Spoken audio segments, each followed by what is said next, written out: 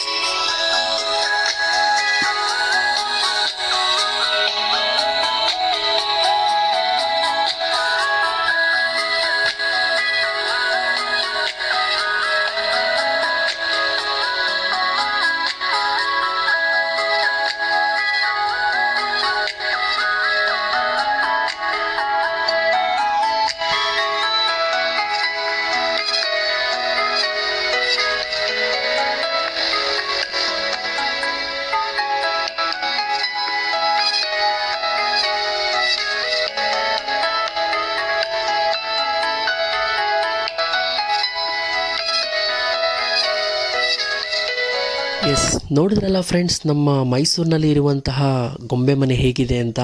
ತುಂಬಾ ಚೆನ್ನಾಗಿತ್ತು. ಒಳ್ಳೆ ಅದ್ಭುತವಾದ ಗೊಂಬೆಗಳನ್ನ ಪ್ರದರ್ಶನಕ್ಕೆ ಇಟ್ಟಿದ್ರು, ಹಾಗೆ ಮಾರಾಟಕ್ಕೆ ಇಟ್ಟಿರು. ತುಂಬಾ ಚೆನ್ನಾಗಿತ್ತು. ಮೈಸೂರಿನಲ್ಲಿ ಗೊಂಬೆಗಳನ್ನ ಕೂರಿಸಿ ಪೂಜೆ ಮಾಡೋರು ಪ್ರತಿಯೊಬ್ಬರೂ ಅಲ್ಲಿ ಹೋಗಿ ಗೊಂಬೆಗಳನ್ನ ಪರ್ಚೇಸ್ ಮಾಡಿ ಅವರ ಮನೇಲಿ ಪೂಜೆ ಮಾಡ್ತಾರೆ. 9 ದಿನ 7 ದಿನ ಈ ಥರ ಪೂಜೆ ಮಾಡಿ ತುಂಬಾ ಚೆನ್ನಾಗಿ ಗ್ರ್ಯಾಂಡಾಗಿ ಸೆಲೆಬ್ರೇಟ್ ಮಾಡ್ತಾರೆ ಈ ಒಂದು ಹಬ್ಬನ. ಹಾಗೆ ಮುಗಿಸ್ಕೊಂಡು ಹೋಗ್ತಾ ಇರಬೇಕಾದ್ರೆ ರೋಡ್ನಲ್ಲಿ ನಾನು ಪ್ಯಾಲೇಸ್ ಮುಂದೆ ಹೊರಟೆ. ಸೊ ಲೈಟ್ ಹಾಕಿರಲಿಲ್ಲ, ಆದರೂ ಕೂಡ ವೆದರ್ ತುಂಬಾ ಚೆನ್ನಾಗಿತ್ತು. ಕ್ಲಿಯರ್ ಪಿಕ್ಚರ್ ಆಗಿ ತುಂಬಾ ಚೆನ್ನಾಗಿ ಕಾಣ್ತಿತ್ತು. ಫುಲ್ ಪೀಸ್ ಆಫ್ ಮೈಂಡ್ ಆಯಿತು ಅದು ನೋಡಿಕೊಂಡು. ಹಾಗೆ ಮುಂದೆ ಹೊರಟೆ ನಾನು. ಸೊ ಎಲ್ಲ ಕಡೆ ಲೈಟ್ ಅರೇಂಜ್ಮೆಂಟ್ ನಡೀತಾ ಇತ್ತು. ದಸರಾ ಕೇವಲ ಇನ್ನೊಂದು ಸ್ವಲ್ಪ ದಿನ ಇದೆ. ಎಲ್ಲ ರೋಡ್ನಲ್ಲೂ, ಪ್ರತಿ ರೋಡ್ನಲ್ಲೂ ಕೂಡ ಲೈಟಿಂಗ್ ಅರೇಂಜ್ಮೆಂಟ್ ಇರುತ್ತೆ. ಮೈಸೂರಿನಲ್ಲಿ ಈ ದಸರಾ ಟೈಮ್ ನೋಡೋಕ್ಕೆ ತುಂಬಾ ಚೆನ್ನಾಗಿರುತ್ತೆ. ಸೊ ಲೈಟಿಂಗ್ ಎಲ್ಲ ಆದಮೇಲೂ ಕೂಡ ಒಂದು ಬ್ಲಾಗ್ ಮಾಡುವ ಅಂದ್ಕೊಂಡಿದ್ದೀನಿ. ಬಟ್ ಆ ಟ್ರಾಫಿಕ್ಕಲ್ಲಿ ಹೇಗಿರುತ್ತೆ ಏನು ಅಂತ ಗೊತ್ತಿಲ್ಲ, ನೋಡೋಣ. ಮತ್ತು ಇನ್ನು ಮೈಸೂರಿನಲ್ಲಿ ತುಂಬ ಹಲವಾರು ಕಡೆ ಬೇರೆ ಬೇರೆ ಇವೆಂಟ್ ಕೂಡ ನಡೀತವೆ ಈ ಮೈಸೂರಿನಲ್ಲಿ. ಅದರಲ್ಲಿ ಮುಖ್ಯವಾದ ಇವೆಂಟ್ ಅಂತಂದರೆ ಯುವ ದಸರಾ, ಯುವ ಸಂಭ್ರಮ. ಈ 2 ಇವೆಂಟ್ಗೆ ಜನ ತುಂಬಾ ಚೆನ್ನಾಗಿ ಪ್ರೋತ್ಸಾಹ ಕೊಡ್ತಾರೆ. ಏಕೆಂದರೆ ಈ ಒಂದು ಮೈಸೂರಿನ ಯುವ ಸಂಭ್ರಮ ಇವೆಂಟ್ ಮತ್ತು ಯುವ ದಸರಾ ಇವೆಂಟಲ್ಲಿ ನಾನು ಕೂಡ ಒಂದು ಶೋ ಕೊಟ್ಟಿದ್ದೆ ಕಾಲೇಜಲ್ಲಿದ್ದಾಗ.